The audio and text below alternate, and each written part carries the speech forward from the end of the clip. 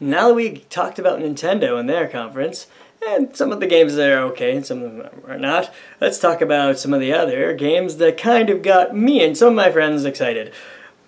Also, my wife, of course. So Sony's conference.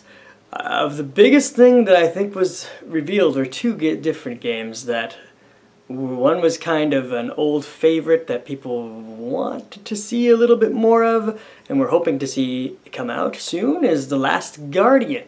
This game looks kind of cool and has a dog, chicken, dragon thing that runs around with you. It kind of has a Shadow of the Colossus feel to it, at least with controlling the giant beast. So that's kind of cool. I'm not too sure about too much about this game, but it looks like, from what I understand, this game was announced years ago, and now it's being shown that it's going to be coming out pretty soon. They actually have claimed that it's going to be hopefully ready by 2016. We'll see. We have to wait. We'll just wait and see. The next one is, they also went on with Horizon Zero Dawn. That one looks pretty cool.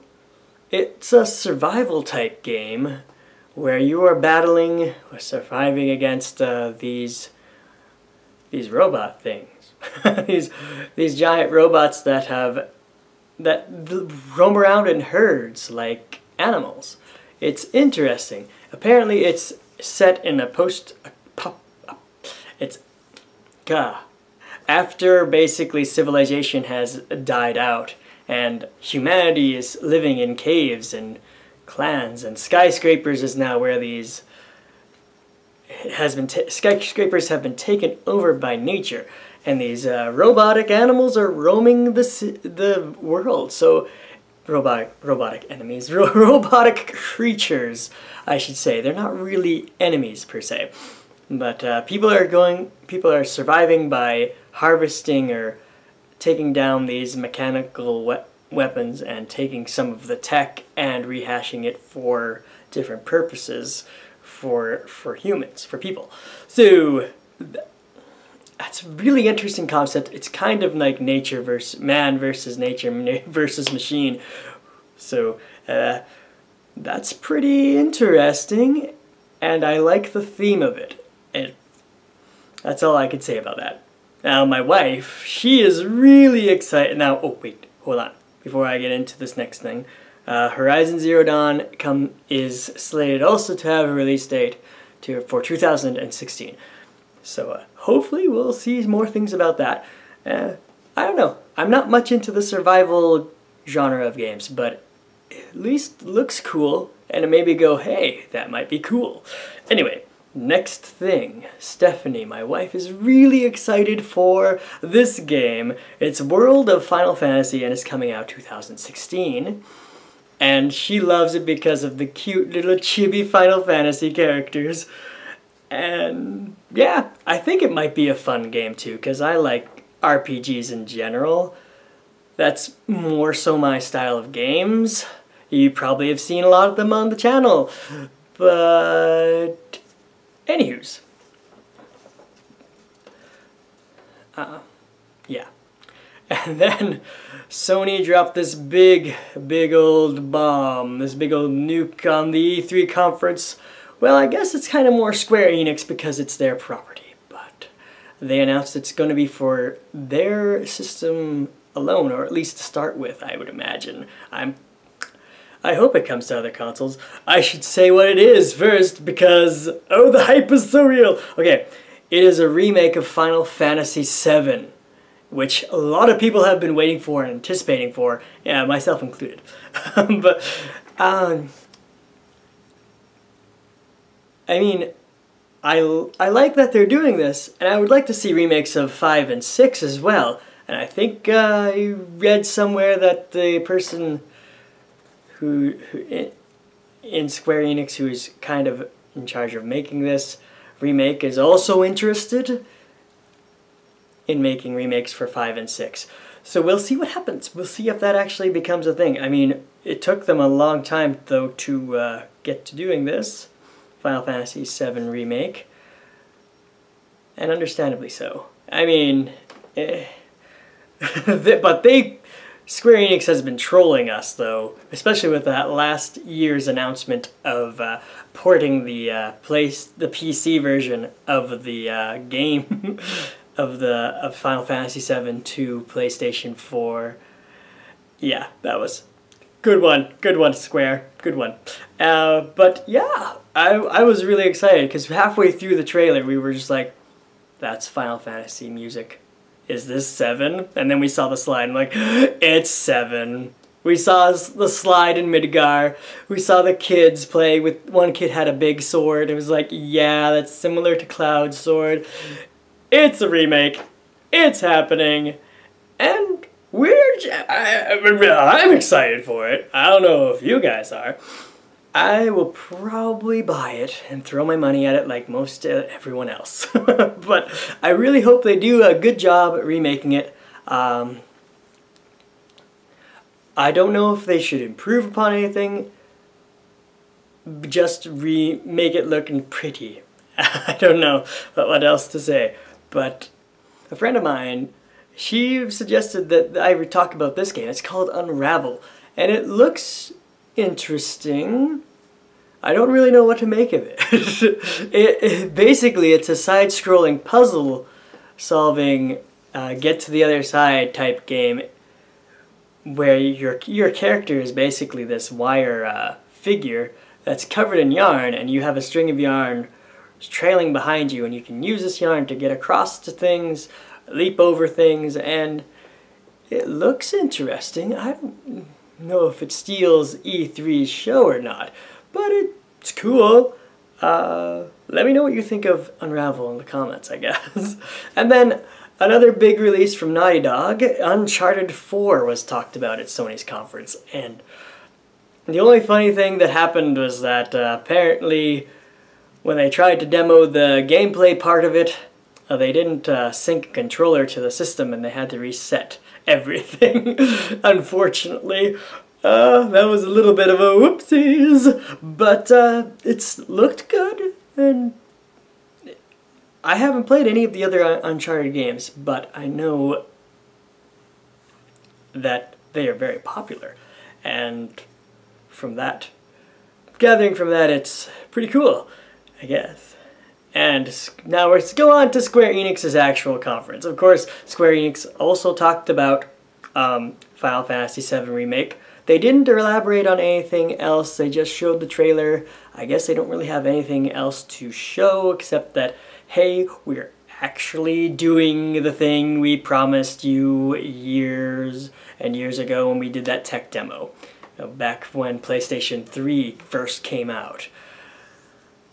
Yeah, so thanks for keeping up with your promise, Square. I appreciate it. I'm sure a lot of your other fans appreciate it. Next, Kingdom Hearts. First, they teased us a little bit by revealing a mobile game for Kingdom Hearts.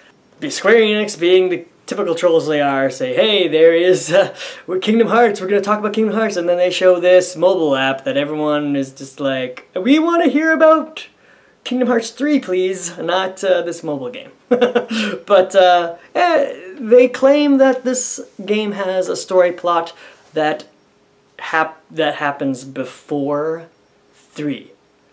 So I guess that's going to make people want to buy the app just to play it. And looking at its gameplay, it has a lot of good RPG elements.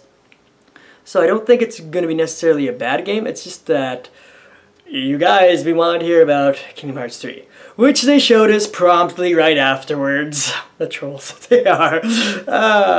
And the trailer looks amazing. They have revealed a new world, which is, I keep wanting to say Arendelle, but no, it's the world from Tangled, not the world from Frozen. I don't know if that area had a name.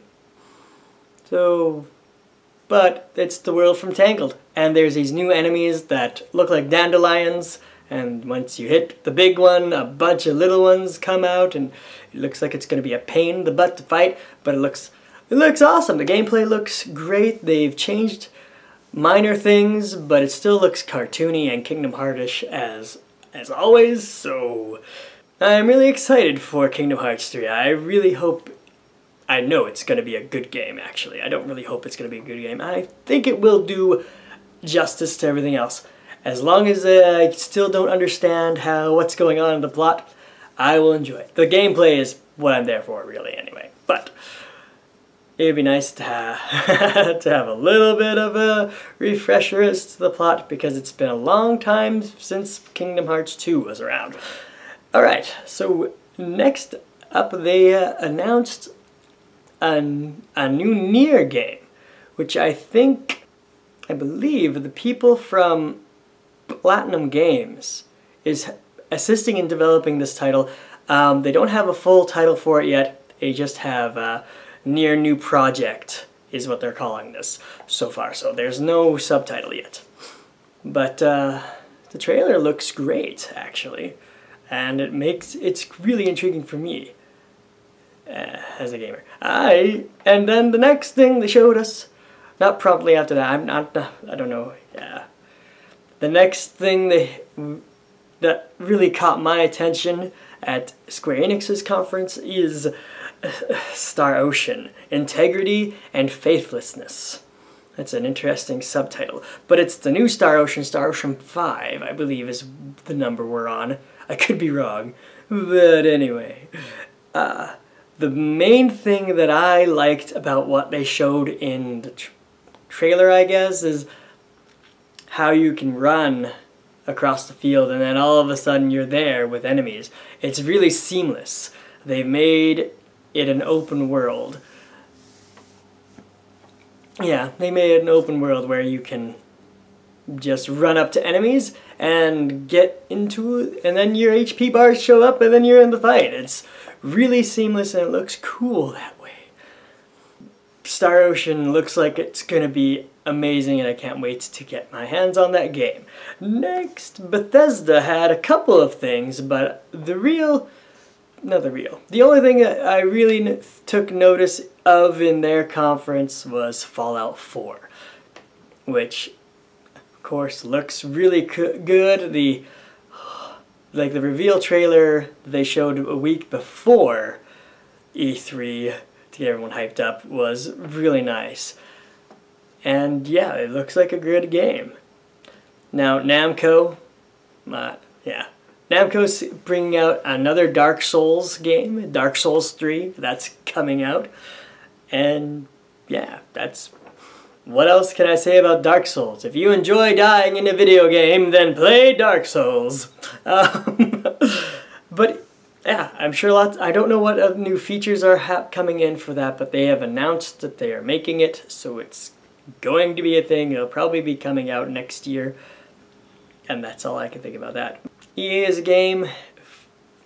I'm sure they had others as well, but Star Wars Battlefront, the new one, is coming out this year, actually November 17th, so everyone's probably really excited for that. And it was the gameplay that they showed during E3 was in fact being run on PlayStation 4s. It wasn't on a modded computer and running off of that, like some of these, like most other things. So it looks like it's amazing. It looks really good. The graphics and everything look very nice. So that's it for that. Now these were games that weren't at E3, and I guess we know why. Zelda for the Wii U, of course, wasn't at E3. We didn't see anything of it at all. Nintendo, seriously, why'd you guys not do that? But I guess the main reason is they're still working on it and they have nothing new to show, unfortunately. But they will show it later on in the year, and I'm pretty sure we're still on for that 2016 release date, right? At least that's what I last heard, that it was pushed back to 2016. So I hope it's going to be a thing. The other thing is Persona 5. That game is also coming out this year in holiday season 2015. Now the reason why I didn't have any showing in Atlas is I don't know if Atlas actually had a press conference. I did not catch it if they did.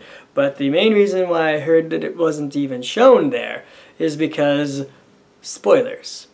They said if they showed anything about the game, it would spoil too much of the game's plot, and they didn't want that for their audience. So that's why it wasn't there. And yeah, those are all the things that I took notice of at this year's E3 conference. I'm sure I missed lots of other interesting things, so please let me know in the comments below if I've missed anything that you guys really are excited for that I didn't mention. Other than that, thank you guys so much for watching, and remember that Gamer Fusion empowers your gaming. We will catch you next time when there's a big event or whatever, when there's something big in the news of gaming, particularly with Nintendo, or when there's anything I think is worth talking about. So, yeah. Again, thank you for watching, and we will see you in the next video. Bye for now.